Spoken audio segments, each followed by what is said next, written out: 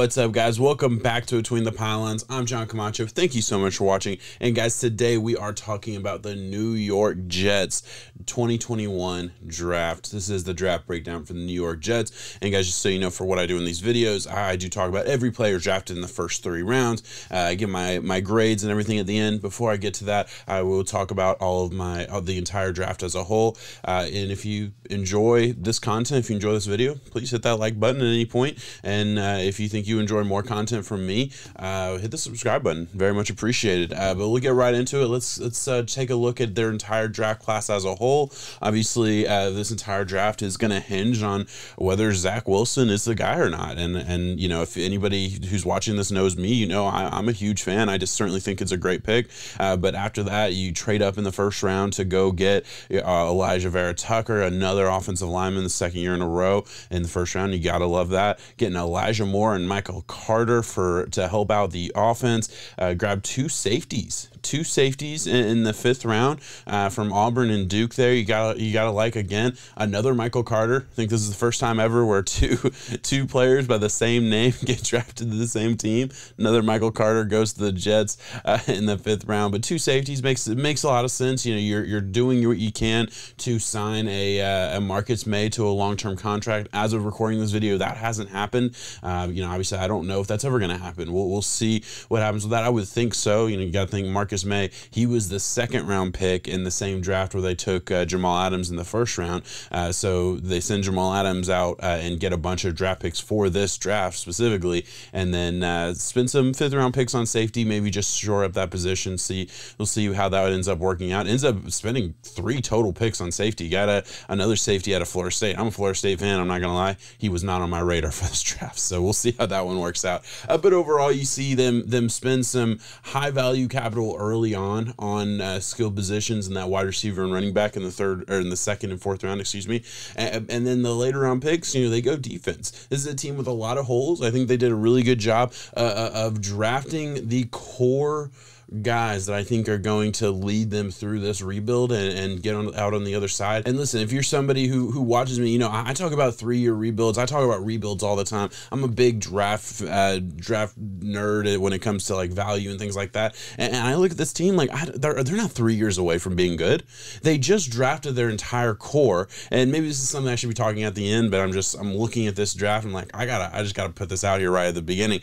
They just drafted a core that I think, you know, they're gonna be competitive in 2023. This is a 2-year rebuild, in my opinion. This year we'll see what happens. I think they're gonna win a lot more games than people are expecting, but I mean it's not gonna be a long time before this football team is very, very competitive. 2-year rebuild, that's what I'm expecting. 2022, 2023, look out for the New York Jets. I know I'm talking a little bit out of order. Usually I would put that kind of those kind of final thoughts at the very, very end of this video, but I wanted to put it out there now. And I'm a Dolphins fan, right? So I don't like, you know, giving the Jets a bunch of praise. I'll be totally honest with you. This is my least favorite football team in the NFL, but I am completely unbiased, and I'm a total huge fan of their draft. So if you're a New York Jets fan watching this, hey, you can hate on my team. You know, it is what it is. We're division rivals, all those things. But I'm a big fan of what you guys did in the draft. Let's get into it. Let's talk about Zach Wilson. And anybody who knows me knows that I was the biggest fan of Zach Wilson from the very beginning. I was high on him the second I watched him. I thought he was clear cut in that same tier as a Trevor Lawrence. And really, I mean, that's kind of how the draft ended up going. Obviously, a quarterback goes right after Zach Wilson, but to me, there was a huge drop-off between the talent between what Zach Wilson was and anybody else who went in this class from a quarterback position. I mean, you just look, elite arm talent, great off-platform throws, very accurate downfield, has really good field vision, and is a really good athlete. He looks like Baker Mayfield when he's out of the pocket. He looks like Aaron Rodgers when he's in it. I mean, it's awesome. It really is. He has a lot of production on play action, so that is a con. You know, he is one of those guys where he does the play action pass and he drops back to the very, very back of the pocket, gets a long time to see the field and everything like that. And listen, first of all, like, Okay, it's not really a con, but it's just interesting how the way they used him. I saw that a whole lot. And you know what? There's somebody else in the NFL that does that a lot. Those comparisons have been made, and I'm not going to make them, but I will allude to them at the very least. He does have just average footwork, I'll say. You know, nothing special there, but at the end of the day, you know, it's not your feet that need to that throw the football. So it's not something that really bothers me very much. And then the naysayers are going to point to the Coastal Carolina game. The naysayers are going to point to, oh, well, you know, he didn't play in a great conference. Man, I hate that the most. I hate the competition argument with Zach Wilson.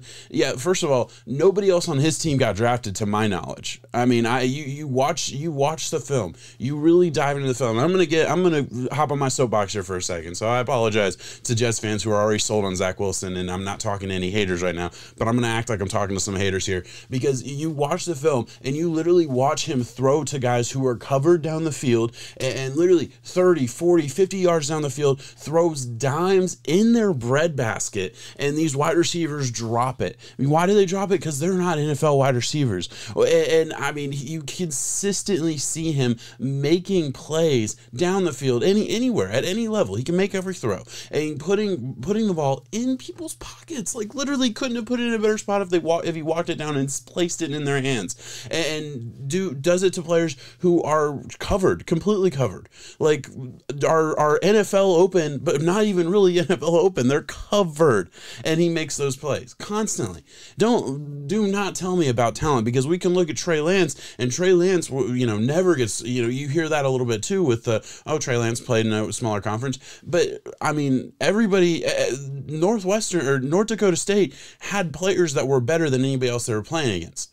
Like they had an offensive lineman go in the second round. They had a wide receiver get drafted, and it's like, you know, maybe I'm missing somebody on BYU that did get drafted on their offensive line, and if I am, I'm sorry. But like, I just look at the difference, and I'm like, man, I would argue Zach Wilson was playing with less versus the competition he was playing than Trey Lance was. And Zach Wilson rose above far more than I felt like a Trey Lance did from certain standpoints. Obviously, you know, Trey Lance had that awesome season in 2019, and you know, there's things to talk about there. I'm not trying to shit on Trey Lance. I'm just trying to say, like Zach Wilson gets knocked down for things that Trey Lance doesn't get knocked down for, when I think it should be the other way around. I'll put it that way. I'm a huge fan of Zach Wilson. I think he's going to be a stud. And just from a personal standpoint, I was a big fan of Josh Allen coming out. He was my number one quarterback that year, and I was like, you know, that year the Dolphins kind of needed a quarterback, and we were picking 11. The Bills obviously get him, so division rival gets my favorite quarterback. And I'll be honest, listen, Trevor Lawrence, of course, is my number one quarterback.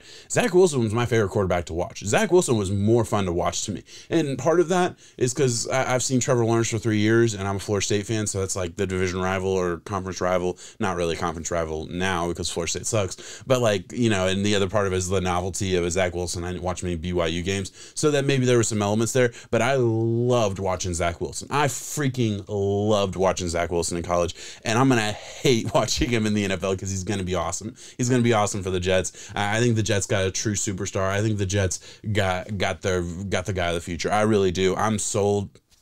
I'm sold beyond sold. I think they slam dunk. Awesome pick. Let's go ahead and move on. And we got to talk about Elijah Vera Tucker, right? So they trade up in the first round to grab an Elijah Vera Tucker. I'm going to put the trade up on the board here real quick, because you look at this trade, not a bad trade at all. To move up 9 spots in the first round and essentially give up a third. I mean, you traded back from a third to a fourth, but I mean, you got a fourth in return, and you gave up 2/3. You essentially gave up a third and some change to move up 9 spots. That's great value. That's amazing value. I mean, you look at the Bears essentially made the same move, at least a similar move. They moved up from 20 to 11, so 9 spots in the first round. They had to give up a future first and more. I think a third went along with it too. So, I mean, you look at the difference. I mean, amazing value for the Jets to trade up. And this was kind of something I talked about in the Vikings video that I did not that long ago. I talked about, it's like, you know, this wasn't a great trade for the Vikings from a in a vacuum, you know, value wise, but the Vikings, I think, were a team that they knew what they were looking at. They knew they needed to trade down. And I think the Jets, I think they probably called the Jets. I'll be totally honest with you. I think that's how that conversation went. And the Jets were like, yeah, there's a teardrop for us on our board with an Elijah Vera Tucker. We're willing to move up, but we're not willing to overpay. We're not willing to put ourselves in a bad spot. So what do? They give up, you know, 2 of the picks that they got from the Jamal Adams trade. They gave up a first and a third that they got from Jamal Adams trade, gave up an extra third in there as well. Awesome move. I really believe just a great move for the Jets. Go get their guy and Elijah Vera Tucker. Got another starter on that offensive line. They already hit on offensive line last year. Hopefully they did again this year. Let's move right along to wide receiver in the second round. Top of the second round, they go Elijah Moore, and I think they killed it with Elijah Moore. I loved Elijah Moore, and a lot of people are going to say there were better wide receivers on the board, and by my rankings, by my wide receiver rankings, there certainly were. Like, to be totally honest, yeah, I had Elijah Moore really, really close to a Rondale Moore.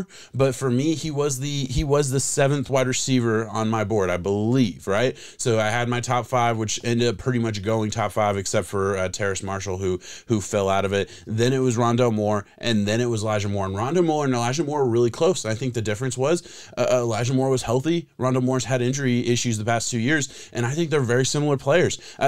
He is going to replace Jamison Crowder. Jamison Crowder getting paid a good penny this year, probably not going to be back on the roster in 2022.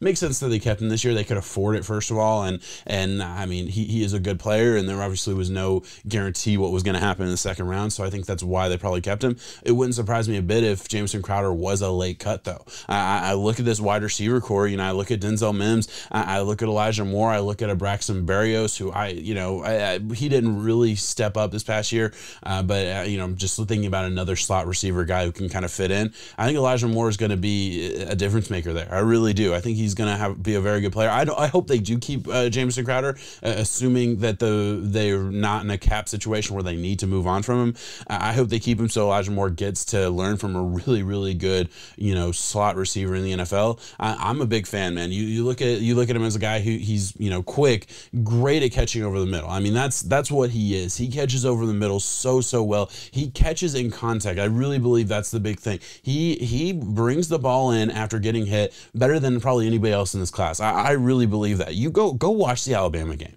Go watch every catch that he got versus Alabama in the 2020 season. The amount of times that he brought the ball in and got fucking rocked. I'm sorry, I'm trying not to cuss, but I fucking rocked. Like, the second he catches the ball and still brings it in, awesome. I absolutely love it. I do think he's good at every level, and this is personal thing for me. I think he's a guy who can stretch the field a little bit. Obviously, that's not what he's going to get paid to do in the NFL, but I'm not worried about it by any means. I'm not. He's 5'9", 178, so obviously not going to be your downfield receiver, but he's just one of those guys that I really think I think he's going to be a great slot receiver for the next 7-8 years. And guys, I am going to touch on Michael Carter before we move on. Michael Carter, I think, was certainly in my grade, for me personally, I thought he was in that next tier. After you fell out of, I had 4 guys in the top tier. One of them didn't end up going that way, but for my grades, I had 4 guys in the top tier, and then Michael Carter was that 5th guy who was just like a little bit of a tier break, and he goes, I think, right where he deserved to go in this draft, top of the 4th round. I think they got a really good player there.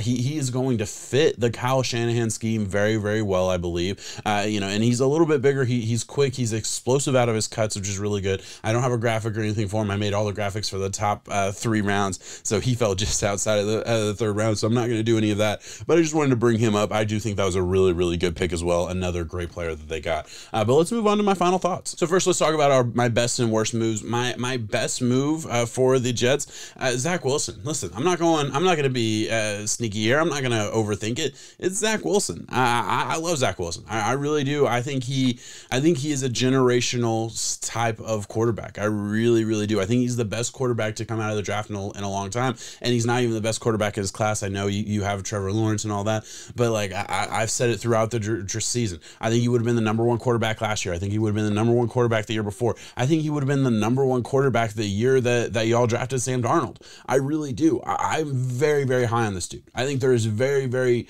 few things that you could say that is a true negative, and he has a superstar arm. He has superstar potential. The only question, and I don't even think it's a question, is can he handle the New York media? Because that is a whole thing in itself. I'm not worried about it. I think they got a superstar.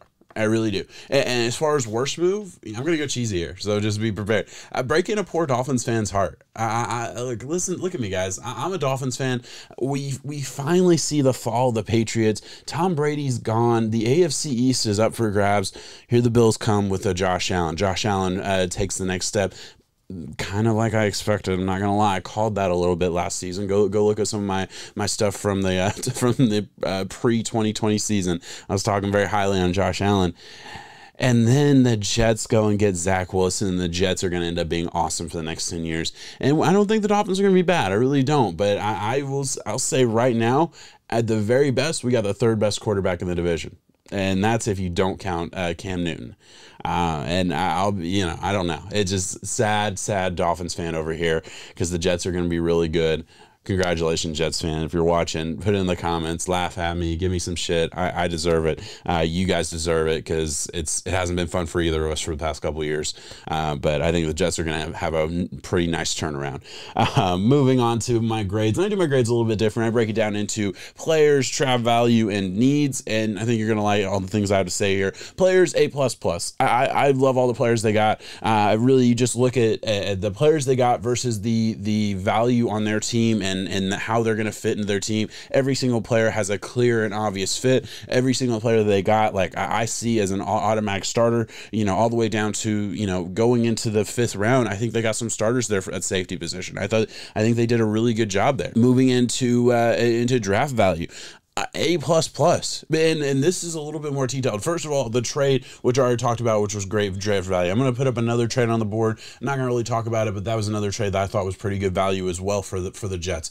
And then it's like, okay, you get the wide receiver in the 2nd round, which is really good value in this class because really, I think after the 2nd round, it kind of fell off a little bit. This class was not as good as, last year's class in the wide receiver position, but they were still in a situation where they could get a premium wide receiver. I think Elijah Moore is that. I really do. Maybe some people don't agree with that. I think Elijah Moore is a premium wide receiver in this class. Obviously not in that first tier, but you get into that second or third tier, depending on how you break it down. I have great value. You get a starter at the running back position in the 4th round, and really tier break to me after this pick. After you Michael Carter, maybe you could say a Ramondre Stevenson who goes to New England Patriots not that long after. Maybe you can say the tier breaks there, but to me, tier break is right here as far as talented running backs in this class. Did a great job there, the top of the 4th round, right? And then on top of that, look at what they did in their later round picks. Like I'm going to put it on the board here. Going safety. Safety to me is the running back of the defense. All right, you can find starting safeties late. They took 3 shots on safeties. All right, they took 2 shots on cornerback, and maybe that's not always the case for cornerback as much as it is for safety. And in the scheme that they're going to be running, and they're not as dedicated to it as some teams, but their standard scheme is still that Seattle's cover 3 press bail. And what do you need? You need longer corners that can press and bail. I mean, that's in the name. But all you really need is bigger and longer corners that can run.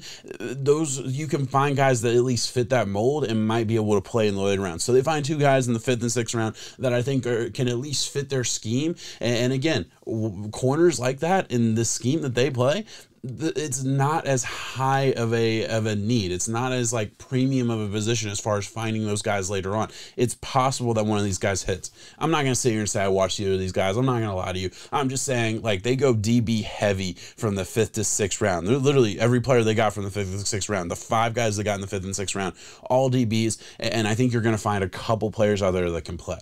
I certainly do. So that just adds into the value that they're getting. Good value, understanding the draft at a high level. I think they just nailed it. They absolutely nailed it from draft value perspective. And then needs, giving it an A+. Yeah, they hit all their needs. Obviously, this is a team that was devoid of talent a little bit in 2020. Certainly had some issues pretty much everywhere. But, I mean, they took a huge leap of a first step in this 2021 draft to get to a point where they're not only going to be good, they're going to be real damn competitive in the AFC. I really believe that. I think that's where this is going for the New York Jets. I shudder to say it because I think they have the infrastructure to be dangerous. I think they have the infrastructure to compete with the Bills, who I think are the top of the conference, with the Chiefs obviously reigning at the top of that conference right now. I think they're going to be competitive, not very long. Not 2021. I get that. Not 2021. But 2022 comes around. Maybe 2023 is really where they put it all together. I think this is the infrastructure that they needed. They killed this draft. They really did. I have nothing more to say. Guys, if you enjoyed this video, hit that like button. If you're a Jets fan, hit that like button. You owe it to me. I'm a Dolphins fan who just gave love to the Jets for however long this video ends up being. Hit that like button. Subscribe to the channel if you think you would enjoy more content like this. Thank you so much for watching, guys. Peace.